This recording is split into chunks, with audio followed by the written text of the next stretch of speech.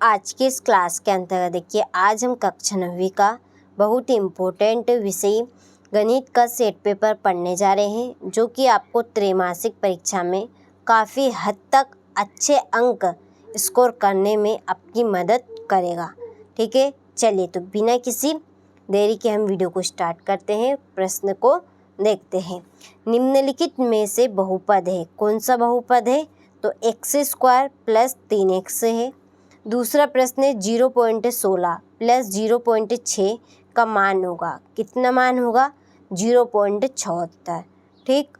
तीसरा प्रश्न है 2/5 प्लस 1/5 का मान होगा, कितना? 3/5। ठीक है, ये यहाँ पे सोल्व करके बताए। ये 5 कॉमन आ गए यहाँ पे, 2 प्लस 1 तो इनको दोनों को जोड़ लिया, 3/5। आंसर यही है। ठीक है। चौथा प्रश्न है रैखिक बहुपद की घात होती है, रैखिक बहुपद की घात 1 होती है। ठीक है, इसका आंसर खा। पांचवा प्रश्न है चित्र में दिखाए गए छायांकित भाग को निम्न भिन्न से दर्शाइए। तो इसका राइट ऑप्शन है 1/4। छठा प्रश्न है 2/5 इंटू 15/7 का मान होगा, कितना मान होगा इसका? 6/7। ठीक है, आपने अच्छे से स्क्रीनशॉट नहीं लिया हो तो आप स्क्रीनशॉट ले और अच्छे से आप इन प्रश्नों को कंप्लीट करें। चलिए अगला प्रश्न देखते हैं। क्वेश्चन नंबर 2 है रिक्त स्थानों की पूर्ति कीजिए। पहला प्रश्न भिन्न 1/4 का दशमलव रूप डेडेडे से दशमलव रूप बनेगा इसका 0.25। 4 से भाग देंगे तो देखिए, पहले तो एक में भाग नहीं जाए उसकी 0 लगाएंगे, फिर पॉइंट लगाएंगे। ठीक है, पॉइंट को ही दशमलव कहते हैं। पॉइंट लगाया, 0 बढ़ाया, कितना होएगा? 10 हो गए, फिर भी नहीं जा रहा है। ठीक है, तो एक और 0 हम बढ़ाएंगे इसमें। ठीक है, तो ये 4 दूने 8। चलिए क्वेश्चन नंबर 2 है रिक्त स्थानों की पूर्ति कीजिए। ठीक है, इसका पहला प्रश्न भिन्न 1/4 का दशमलव रूप डेडेडे से दशमलव रूप कैसे निकलेंगे? इस तरह से देखिए, ये 4 ये 1 है, एक में भाग नहीं जा रहा है तो हमने 0 लगाई, पॉइंट बढ़ाकर यहाँ पे 0 बढ़ाए, तो 4 दूने 8, 8 10 में से 8 गए तो 2 बचे, 20 बन गया, तो 4 पंजे कितने होते? 20। तो ये निकल कर आ गया 0.25। ठीक है। 3x² में x² का गुणांक, गुणांक किसे बोलते हैं? गुणा। ठीक है, x के गुणा में कौन है? x² के आगे गुणा में कौन है बताइए? यहाँ पे 3 है, तो इसका आंसर 3 आएगा। a की पावर m इंटू a की पावर n इक्वल डेडेडेस है, तो गुणा में घात जुड़ती है, सभी को पता है। तो हम गुणा करेंगे, a का a में करेंगे तो a, घात जोड़ देंगे m प्लस n। ठीक है। चौथा प्रश्न है √2 एक डेडेडेस संख्या, कैसी संख्या? परिमेय की अपरिमेय? तो अपरिमेय। पांचवा प्रश्न है बहुपद 2 + 4y एक रैखिक बहुपद है, कैसा बहुपद है? रैखिक। और शून्य अचर पद की घात सदैव कैसी होती है? शून्य होती है। ठीक है, तो स्क्रीनशॉट लो, अच्छे से आप कंप्लीट करें।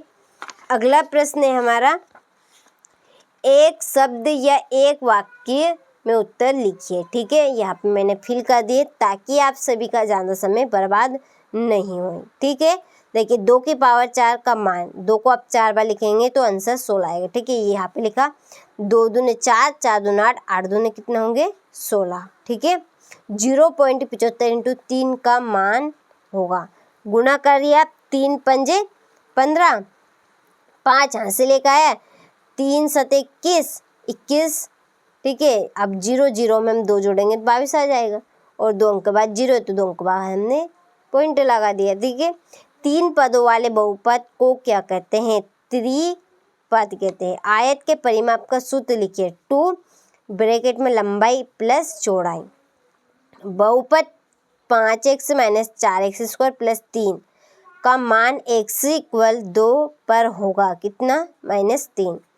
आयत का प्रत्येक कोण कितने अंश का होता है? 90 डिग्री का। ठीक है, तो स्क्रीनशॉट लो और अच्छे से कंप्लीट करें। इसके बाद में सही जोड़ियाँ बनाइए, सही जोड़ी पर नंबर डाल दिए हैं, आप अच्छे से स्क्रीनशॉट लो और कंप्लीट करें। इसके बाद में हमारा अगला प्रश्न सत्य असत्य का चयन कीजिए। पहला है बहुपद 2x + 5 का शून्यक -5 है, असत्य। दूसरा है √5 + 2 एक परिमेय संख्या है, असत्य। 1/4 का प्रतिशत रूप 25% है, तो ये सत्य है। संख्या रेखा पर -10 -51 के दाईं ओर स्थित है, असत्य है। 1.89 -78, ठीक है, 58 का मान होगा, इक्वल -56.1, ठीक है, तो ये सत्य है। x - y x + y equal x² - y² है, तो सत्य है, ये घात 2 का सूत्र बनेगा, ठीक है। तो हमारे 6 प्रश्न कंप्लीट हो चुके हैं। आप अच्छे से स्क्रीनशॉट लो और कंप्लीट करें। इसके बाद में देखिए क्वेश्चन नंबर 6, 6314 में संख्या 7 के स्थानीय व आंकिक मानों का अंतर क्या है?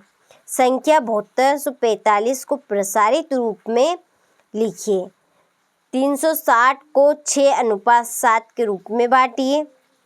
45 को भिन्न के रूप में लिखिए, ठीक है। यहाँ से आप अच्छे से इन प्रश्नों का स्क्रीनशॉट लें और कंप्लीट करें। चलिए इसके बाद में हमारा अगला प्रश्न, क्वेश्चन नंबर ये है 13। क्वेश्चन नंबर 14 है भिन्नों 4/3, 3/2, 4/5, 2/1 को आरोही क्रम में लिखिए।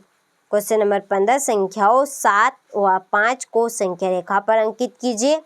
कोई ही 4 वृत्ताकार वस्तुओं के उदाहरण दीजिए। 26 कमलों की कीमत 240 है, तो 4 कमलों की कीमत क्या होगी, ठीक है। ये 19वां प्रश्न, 20वां प्रश्न, इसके बाद है 21वां, 22वां प्रश्न और ये है हमारा 23वां प्रश्न, ठीक।